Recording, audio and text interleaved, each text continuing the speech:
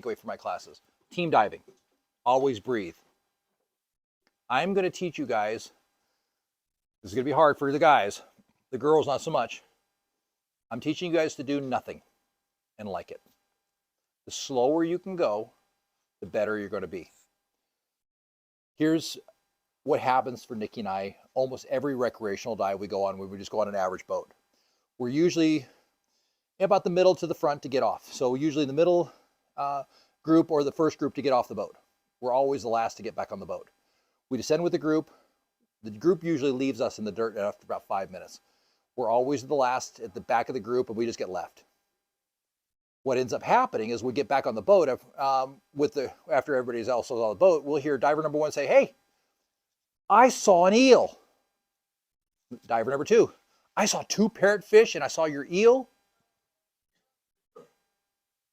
Diver number 3, "I saw coral shrimp." "Hey, Benjamin, Nikki, what did you guys see?" "Well, we saw 3 eels, 4 turtles, a couple sharks." Yep, I've stopped and measured crab with my my GoPro. They're like, "How did you see so much?" And it says, "Because we weren't in a hurry to see the whole damn ocean in one frickin' dive." Now with girls, I don't usually have this problem.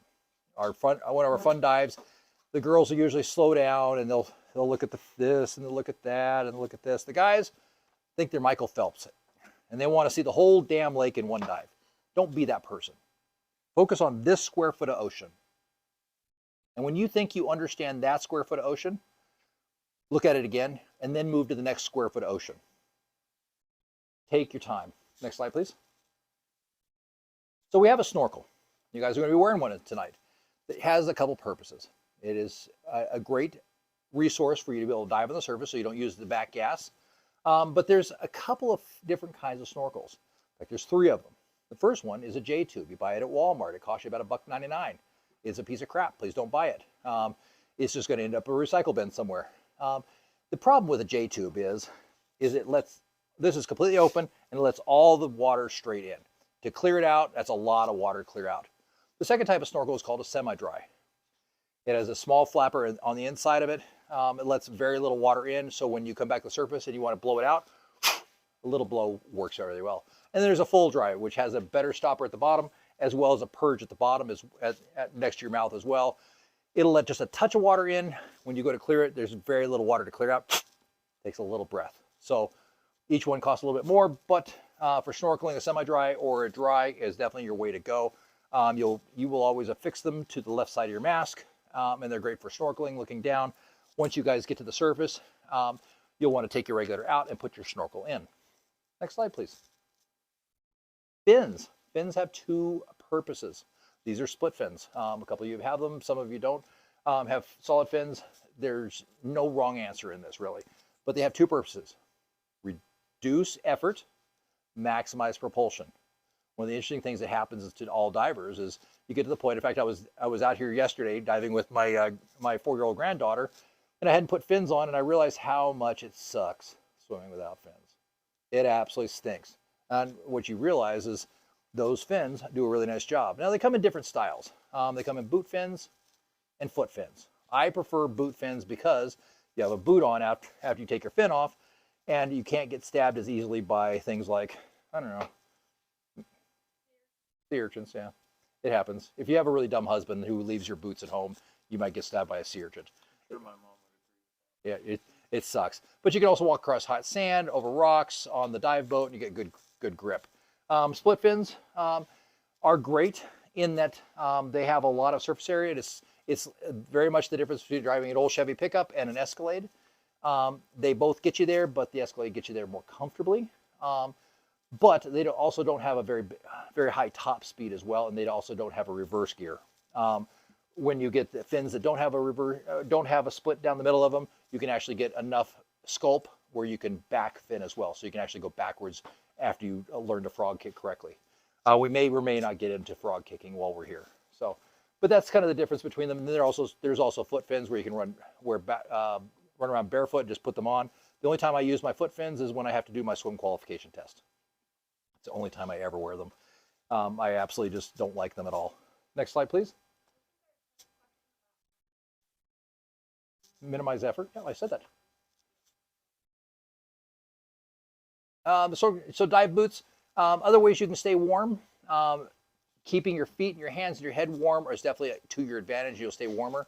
One of the things that you'll notice in any of our warm water dives pictures, you'll probably see Nikki, we even wear a beanie in 80-degree water. So it helps keep us warm. I always wear gloves. It helps keep me warm, and I always wear boots. As you start going through the process, there's different types of gloves you can get into to keep your hands warmer, all the way up into the Zoidberg type of gloves. If you're into, anybody know that reference, Zoidberg? Futurama? Oh my goodness! Are you kidding with me, Miss Sullivan? Oh, love it. That's one of my favorite shows. Anyway, as you start getting into diving, you're going to learn that water wicks body temperature away, your body heat away 25 times faster than air. That might be a test question. I might be tempted to write that in my little book that you were provided. So we're diving the Mediterranean, 84-degree water in the Med.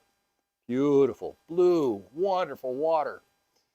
I spend 3 hours floating along in the Med. Can I get hypothermia? Absolutely. Anything below body temperature, you can get hypothermia. When we were in the desert, I've seen guys get hypothermia coming from inside into air-conditioned tents. It absolutely is a thing. So there's a couple ways you can prevent that. The easiest way to do that is get a wetsuit. And the wetsuits work their way up from a shorty, which has no arms and no legs, to a full 3 mil, to a 5 mil, to a 7 mil, to a semi-dry, and then eventually to a dry suit. And you can see each one's appropriate for colder and colder. If you are prone to getting cold, get a little thicker wetsuit. Even in 82-degree water, I always dive a 3 mil full wetsuit. 2 reasons. Anybody want to guess why the 2 reasons are? Yeah, I stay warmer. If I'm going to do a lot of diving over the course of a week, hypothermia is cumulative. Your core body temperature will continue to degrade over the course of time. So I stay warmer and I stay comfortable. I want to enjoy my dives. There's a second reason. Not necessarily. Hey! Yeah, neoprene has a buoyancy. What happens if the inflator on my back stopped working? I could take that off and I can float in a wetsuit. A wetsuit will be buoyant. So it's an additional form of buoyancy that's definitely, and that answer is not in your book, but that's a good reason to always wear a wetsuit. Now there's a third reason as well. Anybody ever be a little clumsy and run into things? I am sometimes. This will give you a little bit of protection against running into things, getting scraped up. Fire coral being kind of the #1 culprit in that. Jellyfish is another big one as well. So it'll protect you from exterior elements of things that are out there. I encourage a full wetsuit. You be your best judge. Next slide. I like it to fit form. It'll look a little small, but they do stretch. But they'll be form-fitting and comfortable. If it's constricting, then that's not good.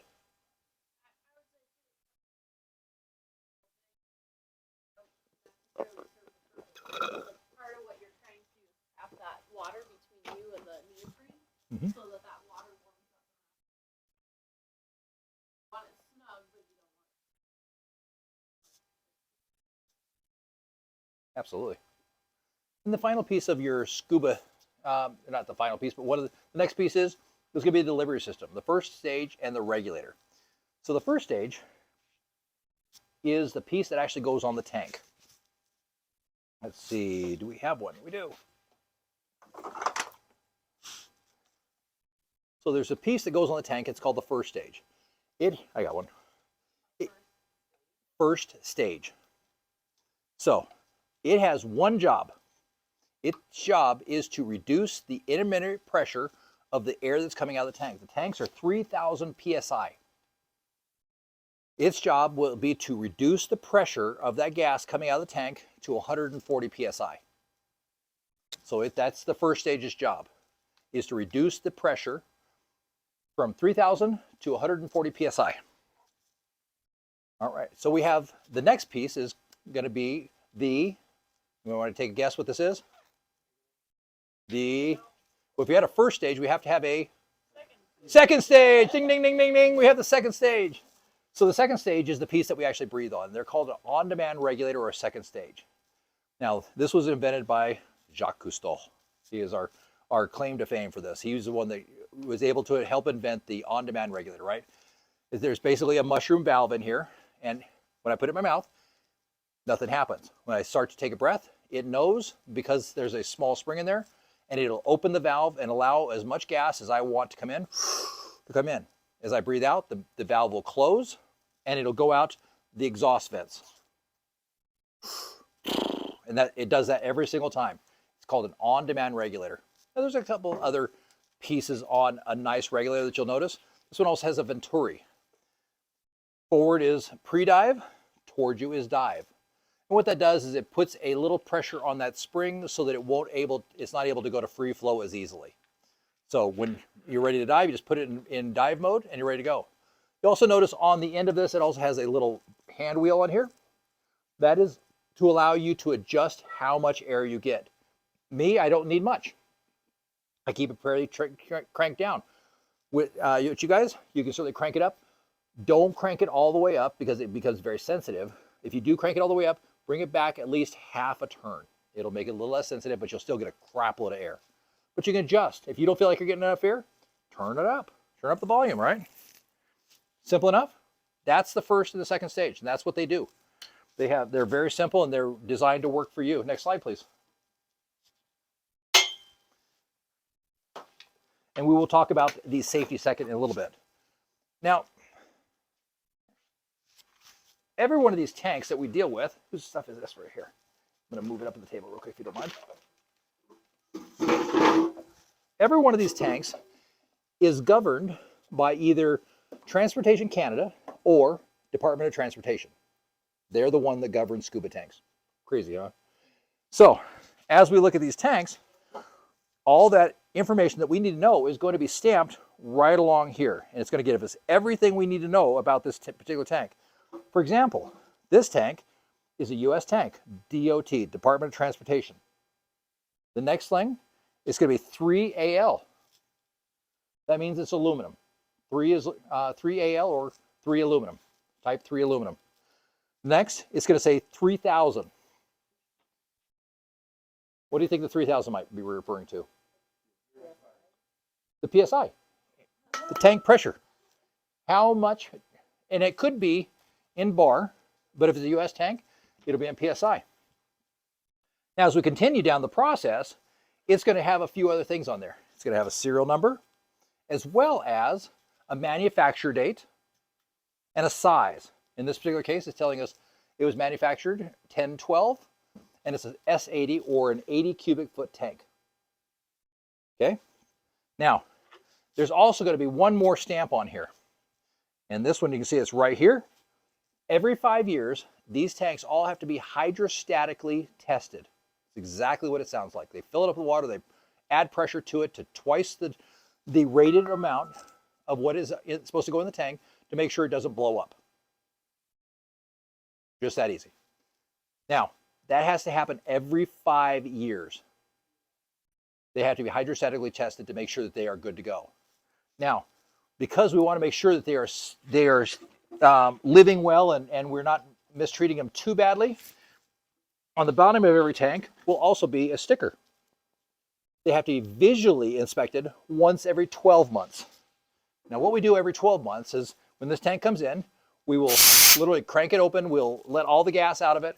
I'll take this valve off. I will check the burst disc on this.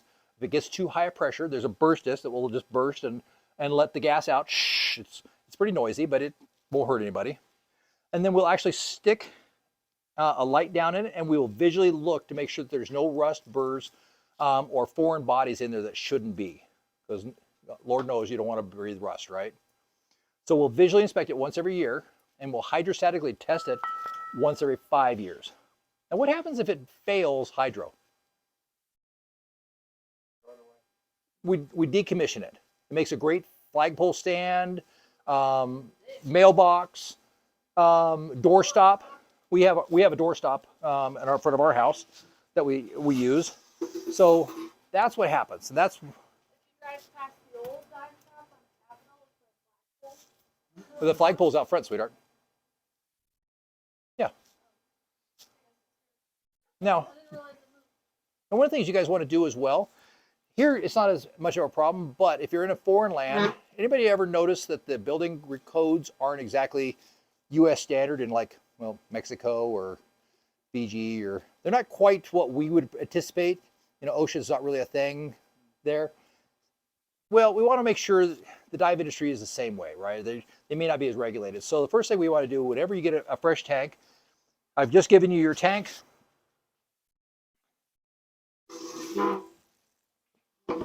There's a stop or a dust cap on it. Thank you. I'm brain aneurysm here. So you can take the dust cap off. We never put the dust cap back on. Once you've taken the dust cap off, it's your tank. That means it's no longer a perfect tank. Next thing you're going to do is you're going to very gently crank that valve. Hear it? Take a sniff. What should it smell like? What do you think? Strawberries? It shouldn't smell. Yeah. Yeah, if it smells like strawberries, you got a bigger problem. Something else. It smells like anything, like diesel fumes or anything.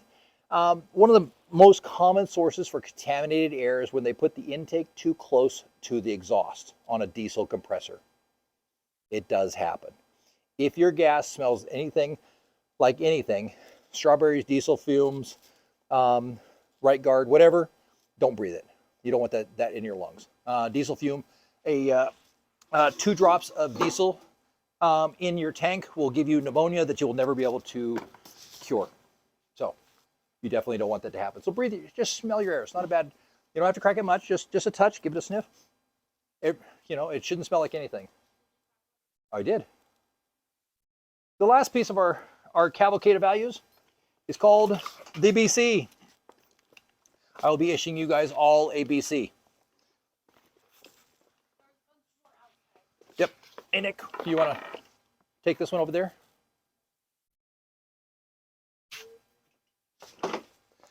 Well, that way they can see one and I can see.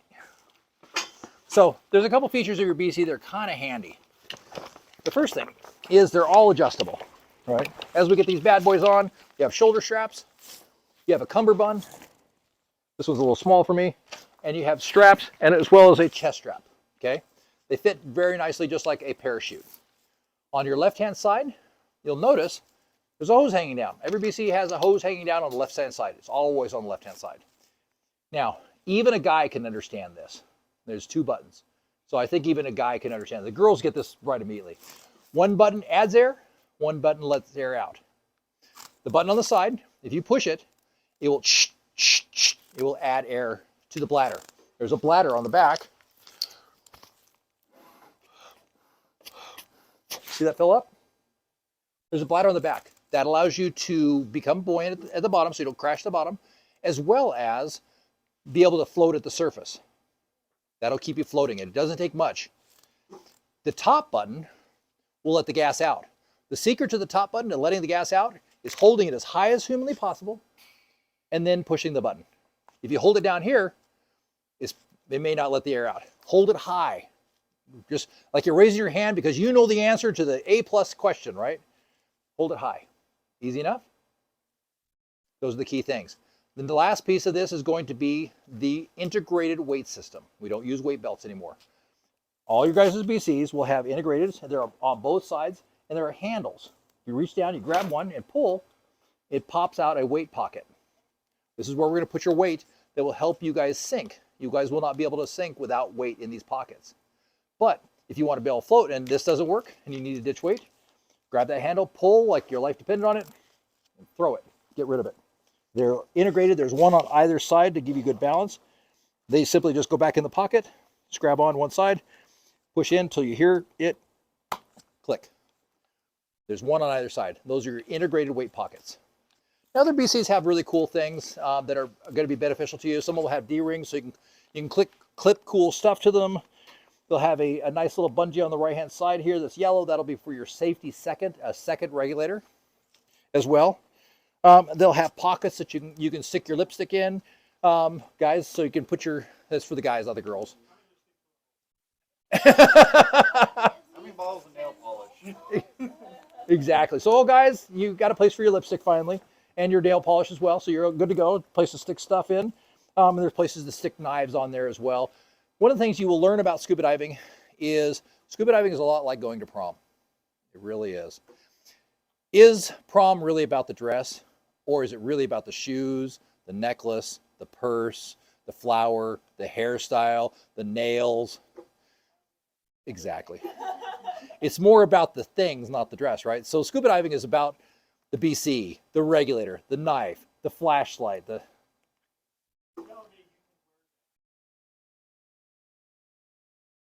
Not this style. There's... So, I will, when we... I will, before this class is over, I will pull out my twins. I've got my twin sets in the back, and I'll show you what twin sets look like. I've got a couple of sets of twins in the back on a back plate. There is a piece you missed on there. Number 4, dump valve. Yes. If you pull on this left hose, it will also have a valve. There is one back here in your room. Pull that. Right now, we're just mainly going to stick with just the one right here. Just find this. If you take your hand right on your shoulder, find it down, you'll find that corrugated tube every single time. Thank you, sweetheart. They also have an OPV valve on them as well. So if you add too much air, the OPV, the open pressurization valve, will just let it out. You cannot overinflate these. Just the extra air. If you put too much air in it, because you're like, I need to be at the surface, shh, and you hear it. We're not a bunch of teenage boys. Next slide, please. Another piece that's fairly important is your information system, the dive computer. Dive computers come in a lot of flavors and types, right? You can get as simple as what you guys will be using, which will just be a manual console gauge. They can go all the way up into, I have this one, I've had that one, Nikki has this one, I've never had that one, and I wouldn't, well, I shouldn't say I wouldn't. This is not my style. This is one of my dive computers. The nice thing with a dive computer is it's designed to be very personal to you and give you a lot of great information. Depth, amount of gas, amount of time you can remain down, your total dive time, your ascent rates. It'll give you a lot of great information. Water temperature, time of day. It'll give you, there you go, temperature, how much longer the computer has left on it. It'll give you a lot of great information that will help keep you safe. It's very individual. I can tell you, after all these dives with my blushing bride, we have never had exactly the same dive. We dive as a team, but we never have exact. Sometimes she's averaged a few feet above me. Sometimes she's averaged a few feet below me. Sometimes I pop the surface first. Sometimes she pops. Sometimes I descend first. Sometimes she descends first. We never have exactly the same dive. So a dive computer is very individualized. My encouragement in buying a dive computer is figure out what your budget for that is and add about 30% to that and buy the nicest computer that you can possibly buy so you don't outgrow it. Buy once, cry once is my theory on that. I have definitely absolutely been through that where I bought a $600 dive computer. You guys will probably see it tonight. I use it on my teaching pool rig only. It's the only place I ever use it. Because when I outgrew that in about 2 months, then I got the opportunity to spend another $1,000 on a different computer. So now I've got $1,600 into computers instead of just the 1,000 I should have, right? So figure out your budget, spend about 40% more. Next slide. We do have a service system. When you buy your gear, before any dive trip or before you leave the country, bring it in. Have it serviced. Have your BC checked. Have your regulators checked. Your regulators should be checked at least once a year anyway to make sure the intermediate pressure is correct and they're breathing right. And they will. It is a life-preserving method anyway. Have your BC checked out. Bring your gear in and let us check it out. We'll check out all the key pieces of it to make sure that it keeps you safe. Because would you like to spend $6,000, go to Palau, be on a dive boat that's an hour offshore and find out that your dump valve is not working anymore? Could have been a 60-cent fix at the dive shop, but now you've just spent $6,000 and don't get to dive it. So Don't be afraid to bring your stuff in and take advantage of the service program. Next slide. So let's go ahead and take a break here. And I've been talking for about 2 hours. So we'll take a quick break and let's get something to drink, go to the bathroom, and we're going to finish up with aquatic, and then we're going to go out and do some pool stuff. Sound good? Perfect. Go ahead and pause.